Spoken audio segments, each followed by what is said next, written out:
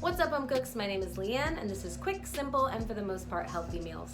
So this week's episode, I was thinking that we could make black bean burgers. Yes, something that's a little more vegan, vegetarian. For the past weeks, we've done things with chicken. And last week we did use black beans as well, but it's such a great dish for a barbecue. So with that said, I'm thinking in the box, we can definitely use the dried black beans. We can use the potatoes. Let me see. Also, the corn from last week's box, we can also incorporate into that. And the pasta sauce to kind of get that bind, since we're not using eggs or anything. So yeah, with that said, let's get started. There are various techniques for cooking dried black beans. I used the pressure cooker setting on my Instant Pot. It took about 40 to 45 minutes with no soaking prior. If cooking on a stovetop, I think it's more efficient to use the quick soak method. Soak the black beans for about an hour in hot water, then place it on the stove, reusing the soaking liquid to boil for about 90 minutes or until tender. Rinsing or soaking dried beans prior can also help reduce the gaseous components, making it easier to digest. Since we're not using eggs or gluten, boiling potatoes whole in this case rather than cubed will help preserve the starchy bond, which help bind the components into a plate. Mincing an onion is similar to cutting it into a dice. You want to cut the onion in half where the root or the bottom faces your inner palm. Make about 4 to 5 horizontal cuts depending on the size of your onion, followed by 6 to 8 vertical cuts, avoiding your fingers of course. From there you can cut downwards to get that dice. Then work the knife around the board in a chopping motion so that the onions are cut into smaller and finer pieces.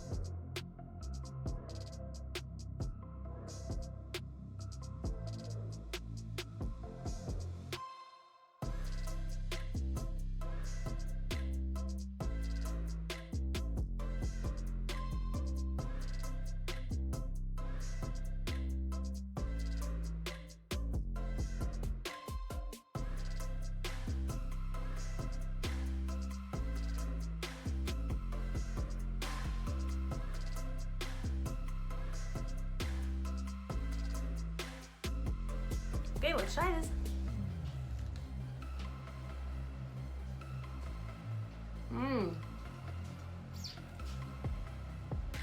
This is so good.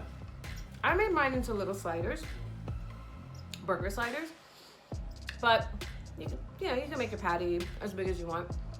But definitely flavorful. I used cayenne and paprika. You can definitely use any spices that you want. Something that you commonly use in your pantry is fine.